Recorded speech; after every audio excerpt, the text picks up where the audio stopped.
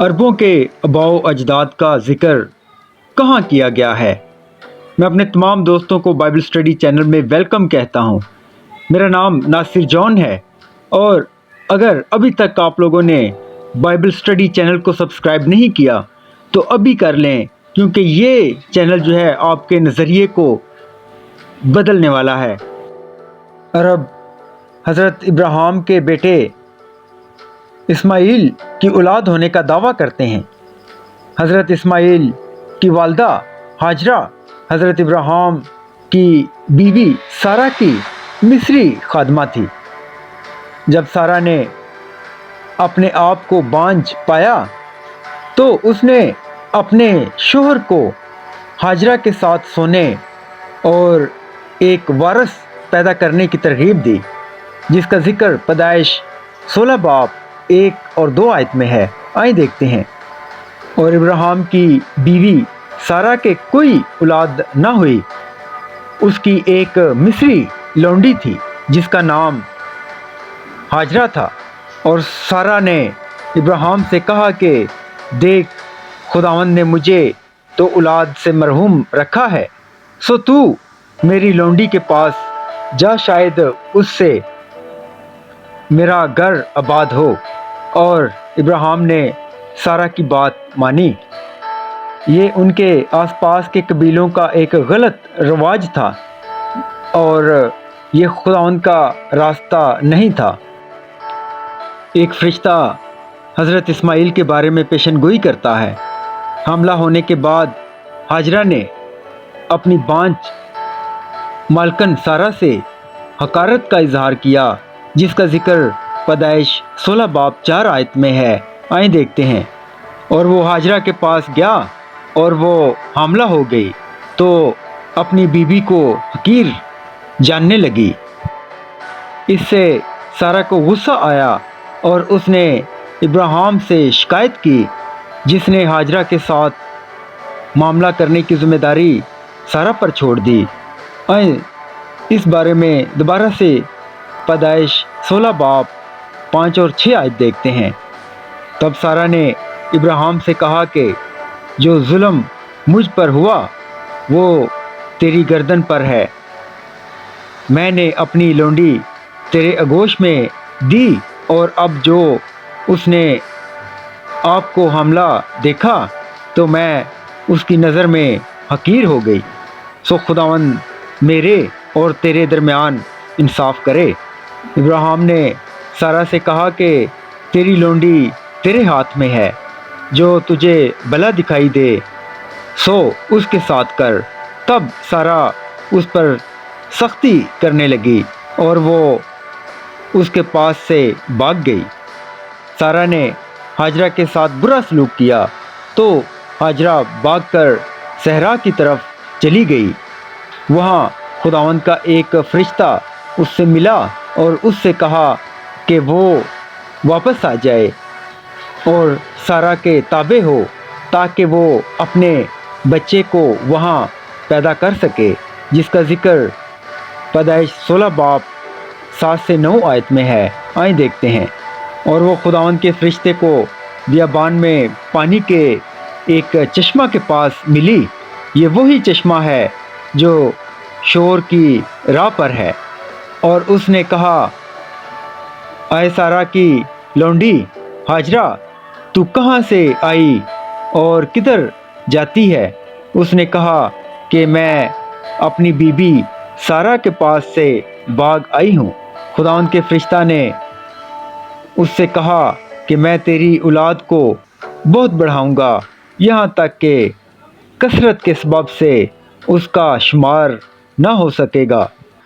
फरिश्ते ने उसे ये भी बताया कि उसके बेटे का नाम इस्माइल रखा जाएगा और उसकी बेशुमार औलादें होंगी, जिसका जिक्र पैदाइश 16 बाब 10 और 11 आयत में है। आइए देखते हैं। पैदाइश 16 बाब 12 आयत में, वो गरखर की तरह आज़ाद मर्द होगा, उसका हाथ सब के खिलाफ और सब हाथ उसके खिलाफ होंगे, और वो अपने सब भाइयों के سامنے بسا رہے گا۔ بائبل کے اسکالرز کا ماننا ہے کہ یعنی کہ بائبل کے ماہر لوگ جو ہیں وہ یہ مانتے ہیں کہ یہ پیشن گوئی صرف حضرت اسماعیل کے لیے نہیں تھی بلکہ اس کی اولاد پر بھی لاگو ہوتی ہے۔ اسماعیل اب وارث نہیں رہے گا۔ جب اسماعیل پیدا ہوئے تو ابراہیم کی عمر 86 برس تھی، جس کا ذکر پیدائش 16 باب 15 آیت میں ہے۔ لیکن 13 سال بعد سارہ نے خدا کے معجزے کے وسیلہ سے اسحاق کو جنم دیا۔ اسماعیل اب وارث نہیں رہے۔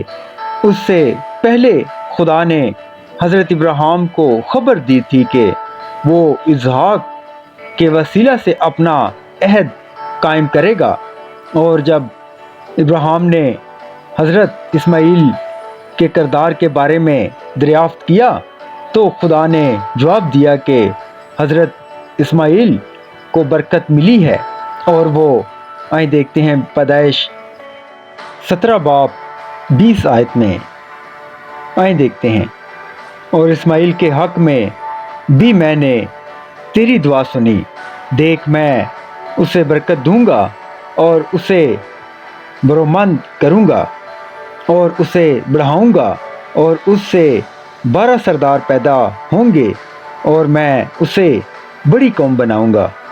تاہم دعوت کے دن جس کے دوران ابراہیم نے اسحاق کے دودھ پلانے کا جشن منایا، اسماعیل کو اسحاق کا مذاق اڑاتے ہوئے پایا گیا، اور سارہ نے مطالبہ کیا کہ ابراہیم اسماعیل اور اس کی ماں کو دور بھیج دے، جس کا ذکر پیدائش 21 باب 8 سے 10 آیت میں ہے۔ آئیں دیکھتے ہیں، اور وہ لڑکا بڑا اور اس کا دودھ چھڑایا گیا، اور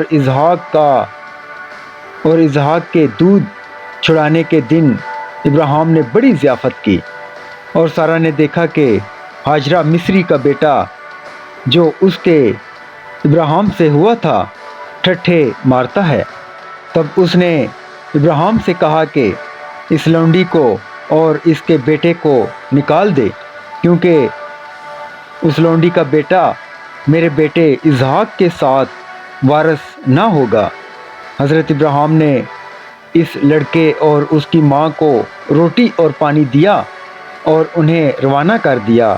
جب ان کے پاس روٹی اور پانی ختم ہو گیا تو خدا نے خود ان کی ضروریات کو پورا کیا، جس کا ذکر پیدائش 21 باب 14 سے 21 آیت میں ہمیں بتایا گیا ہے کہ تب ابراہیم نے صبح سویرے اٹھ کر روٹی اور پانی کی ایک مشک لی اور اسے ہاجرہ کو دیا، بلکہ اسے اس کے کندھے پر دھر دیا، اور لڑکے کو بھی اس کے حوالے کر کے اسے رخصت کر دیا۔ سو وہ چلی گئی اور بیر سبا کے بیابان میں آوارہ پھرنے لگی، اور جب مشک کا پانی ختم ہو گیا تو اس نے لڑکے کو ایک جھاڑی کے نیچے ڈال دیا، اور آپ اس کے مقابل ایک تیر کے ٹپے پر دور جا بیٹھی اور کہنے لگی کہ میں اس لڑکے کا مرنا تو نہ دیکھوں۔ سو وہ اس کے مقابل بیٹھ گئی اور چلا چلا کر رونے لگی، اور خدا نے اس لڑکے کی آواز سنی، اور خدا کے فرشتے نے آسمان سے ہاجرہ کو پکارا اور اس سے کہا، اے ہاجرہ، تجھ کو کیا ہوا؟ مت ڈر، کیونکہ خداوند نے اس جگہ سے جہاں لڑکا پڑا ہے اس کی آواز سن لی ہے، اور اسے اپنے ہاتھ سے سنبھالا، کیونکہ میں اس کو ایک بڑی قوم بناؤں گا۔ پھر خدا نے اس کی آنکھیں کھول لیں اور اس نے پانی کا ایک کنواں دیکھا، اور جا کر مشک کو پانی سے بھر لیا اور لڑکے کو پلایا، اور خدا اس لڑکے کے ساتھ تھا، اور وہ بڑا ہوا اور بیابان میں رہنے لگا، اور تیر انداز بنا، اور وہ فرعون کے بیابان میں رہتا تھا، اور اس کی ماں نے ملک مصر سے اس کے لیے بیوی لی۔ مشرق وسطی حضرت اسماعیل اور ان کی بیوی کے 12 بیٹے تھے، جو حویلہ سے لے کر شور یعنی اسور سے مصر کی سرحد تک کے تمام علاقہ میں قبائلی سردار بن گئے۔ یہ مشرقی وسطی کے بیشتر ممالک کا حصہ ہیں۔ حضرت اسماعیل کی اولاد کے بارے میں خلاصہ اس طرح ختم ہوتا ہے کہ آئیں دیکھتے ہیں پیدائش 25 باب 18 آیت۔ اور اس کی اولاد حویلہ سے شور تک، جو مصر کے سامنے اس راستے پر ہے جس سے اسور کو جاتے ہیں، آباد تھی۔